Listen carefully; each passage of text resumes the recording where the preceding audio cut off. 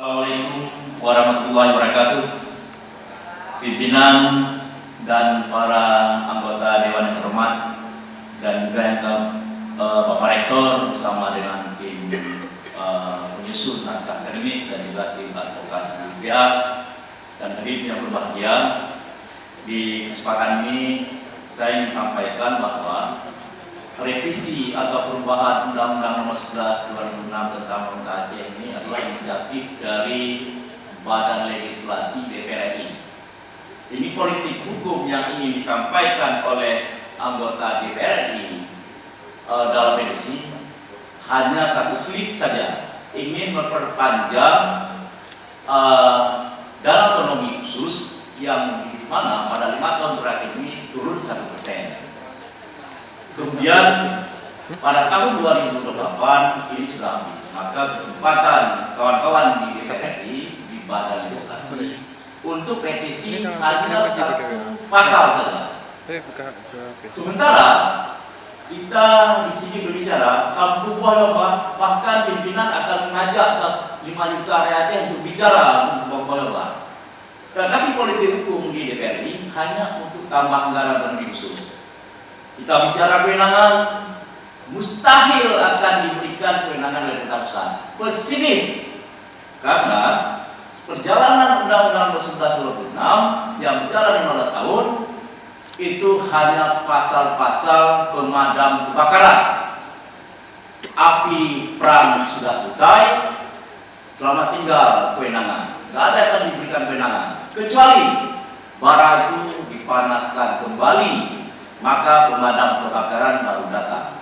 Maka oleh karena itu, ini kan hanya filosofi berpantun antara pemerintah pusat dengan daerah, hanya mengulur-ulurkan waktu, mengulur-ulurkan benang, supaya kita dibina bubuh dengan perpanjangan dana otonomi khusus, tetapi pembagian hasil antara Aceh dengan pusat dibatasi. Berbagai kewenangan baik NSP itu hanya untuk mengangkat asap saja. Saya pesimis. Maka oleh karena itu kita harus ada nilai tawar. Kalau diperpanjangkan dana otonomi khusus, kita harus ada pertahankan beberapa pasal kewenangan yang harus berhak dapat dilanjutkan depan. Jangan banyak harapan, jangan banyak mengharap dengan pemerintah Indonesia. Setelah undang-undang dipungut masa gubernur boleh, sekarang juga dipungut oleh pemerintah pusat. Kita akan mewariskan tipu-tipu ini sampai anak cucu. Ini harapan daripada saya. Kemudian terkait teknis tadi sampaikan oleh Pak Pagawi menyangkut kesulitan untuk menerapkan semua program yang dilaksanakan di Aceh, baik hal keistimewaan dan kekhususan.